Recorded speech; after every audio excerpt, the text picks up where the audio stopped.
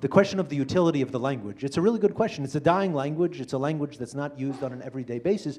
But perhaps there is some utility to it, because this was an argument actually that was made by Ladino activists about 100 years ago, when they already felt maybe Ladino was not going to survive into modern times, because whatever the language of the country they were living was going to take over, or in their Jewish context, Hebrew was going to take over. But there were a few activists who argued there's something special about Ladino, which is that Ladino is a language that builds bridges.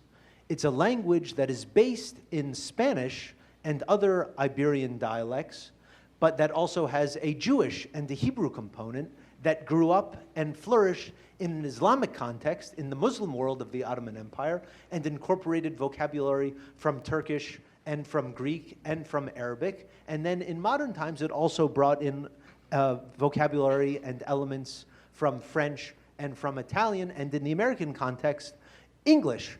And there was one guy who went traveling around Europe, and he was surprised to discover that in all of the Balkans and the Middle East and into Europe, he was able to at least make some kind of connection with the people he met through his knowledge of Ladino, because even though he didn't necessarily originally know it, he knew already a little bit of all of the languages of the people with whom he came into contact. So if there's a way to maybe to capitalize on that and to think about, especially in our world today, where we think about Jews and Muslims, we think of them on polar opposites, but now you have a language that really came of age in a Muslim world, and in which there are some, you know, immediate links, or with the Spanish-speaking world, which is a huge contingency, there are links there.